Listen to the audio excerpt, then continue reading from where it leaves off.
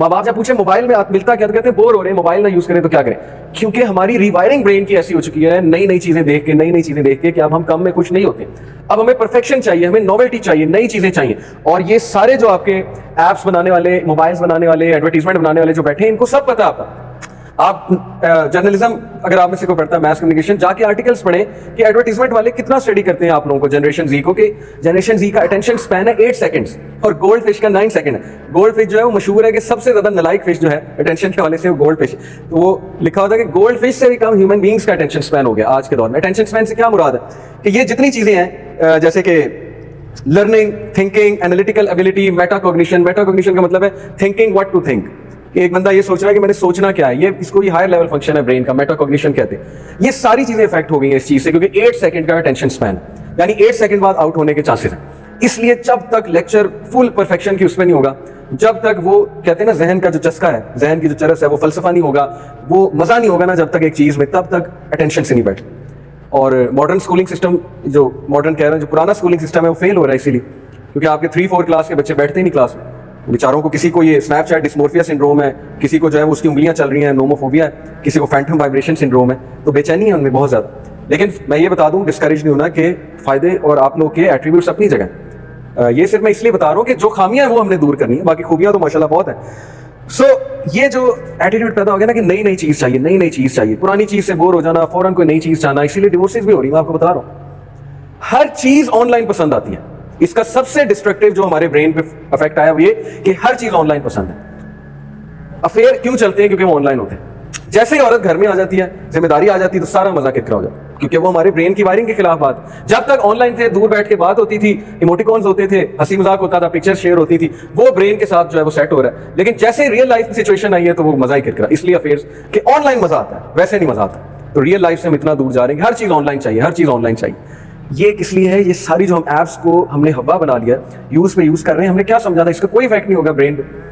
क्यों नहीं होगा? जब गंदे खाने का इफेक्ट होता है, गंदे पानी का इफेक्ट स्टमक पे होता है, तो इन चीजों का इफेक्ट हमारे केमिकल्स में होना ही होना है, डेफिनेटली होना है। सो नेक्स्ट है SMAD, SMAD, social media anxiety disorder, जो चिल्ड्रन में बहुत ज्यादा, चिल्ड्रन एजेड 10 to 13 to 14 में बहुत ज्यादा है SMAD। और ये क्या है? सोशल मीडिया एंजाइटी डिसऑर्डर, कि अगर मैंने कोई पोस्ट ना डाली, या अगर मेरे लाइक्स ना आए, या अगर मैंने डेली सोशल मीडिया चेक ना किया, तो फिर मैं पीछे रह जाने वाला हूं। और इसी से रिलेटेड फोमो है, फियर ऑफ मिसिंग आउट।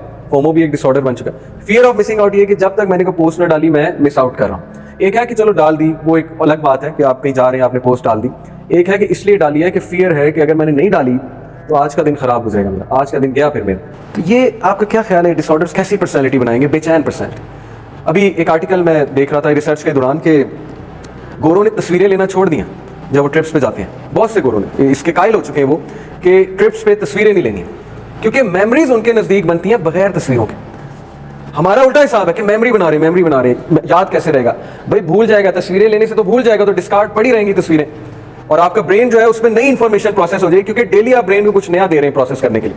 खाने की तस्वीर ले रहे हैं, एक जगह की तस्वीर ले रहे हैं, लेने में कोई हर्ज नहीं, मैंने जैसा कहा कुछ लोग चलो मेमोरी के लिए लेते हैं, लेकिन वो तो इस हद तक कायल हो चुके हैं कि जब किसी ट्रिप पे जाना है तस्वीर कोई नहीं लेनी। अब हम तस्वीरों पे तस्वीरें ले रहे हैं। मैंने खुद ये विटनेस किया कि हम यूथ को ले जाते हैं ट्रिप्स पे, कश्मीर जैसे इलाके में हम ट्रिप पे लेकर गए, कश्मीर जैसा इलाका। इससे ज्यादा बदबख्ती क्या होगी, थोड़ा हार्श वर्ड है, कि कश्मीर जैसे इलाके में जाके भी कैंडी क्रश खेल, और कश्मीर जैसे इलाके में भी जाके वो क्रिकेट की वजह वो गेम खेल रहे हैं मोबाइल फोन पे। सारा रास्ता हम बस में हम हाथ जोड़ते रहे, बाहर देख लो बाहर देख लो, लेकिन ये कैंडी क्रश वो पसंद है।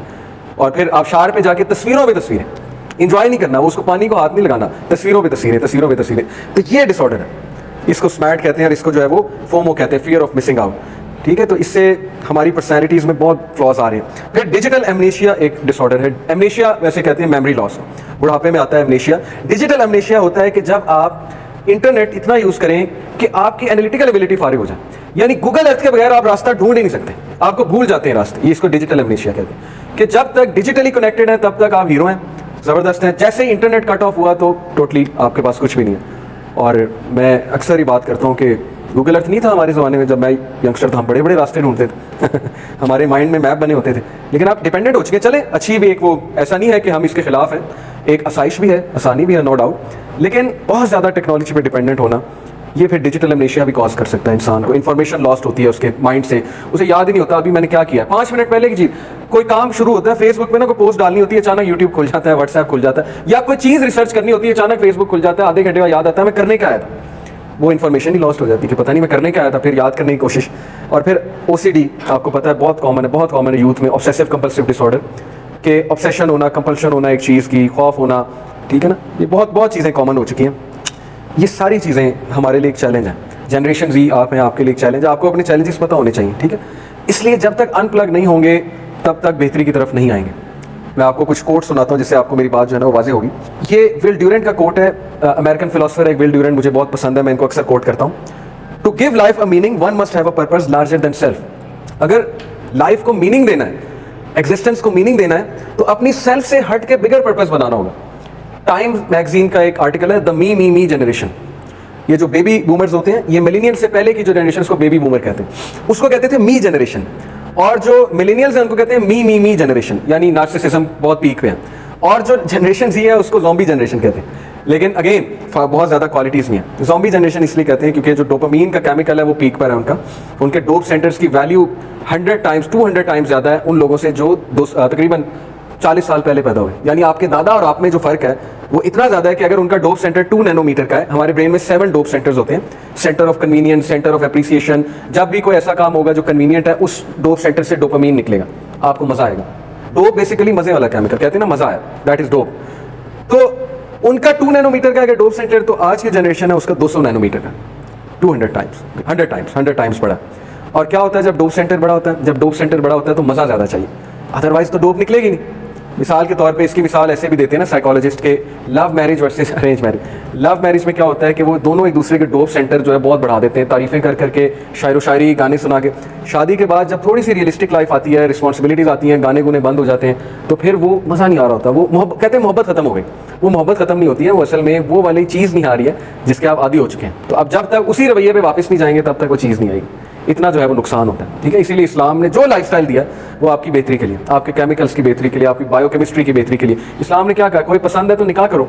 ये क्या तरीका है कि रिलेशनशिप लगा लिया, शादी से पहले जो है शादी कर लिया, अभी शादी नहीं हुई है, रिलेशनशिप लगा लिया। और वो fear of missing out, FOMO है ना बेसिकली। मैंने जितनी उससे बात की, कहते नहीं अगर हमने बात करना छोड़ दी तो खत्म हो जाएगा।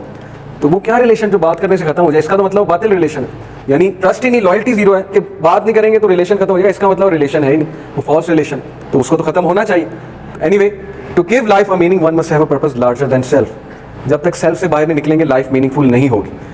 लेकिन उसके लिए ज़रूरी है कि आप अपने जहन को आराम दें, आप अपने जहनों को अनप्लग तो करें कभी, इसका टाइम रखें, ठीक है ना। मैं भी स्ट्रगल करता हूँ कभी कभी, इसकी स्क्रीन टाइम, इसको एक टाइम दे, हर वक्त इसके साथ अटैच रहने की ज़रूरत क्या हो जाएगा, कुछ भी नहीं होगा, कुछ मिस आउट नहीं आप करेंगे, बल्कि इनफैक्ट इससे अटैच रह के आप मिस आउट कर रहे हैं। इतने मोमेंट्स मिस आउट कर रहे हैं, शायद आपने लास्ट टाइम अपनी कमरे की छत पता नहीं कब देखी होगी, आसमान तो दूर की बात है, कमरे की छत पता नहीं आपने लास्ट टाइम कब देखी होगी। गौर से आपने अपने घर का गार्डन या माँ बाप की शक्ल लास्ट टाइम गौर से कब देखी, माँ बाप का हाथ पकड़ के लास्ट टाइम गौर से कब, गौर से, ये नहीं चलते फिरते, गौर से कब देखा कि मेरे अम्मी अबू बूढ़े हो रहे हैं, देखा हमने नहीं देखा। क्यों? इस चीज़ ने जकड़ लिया।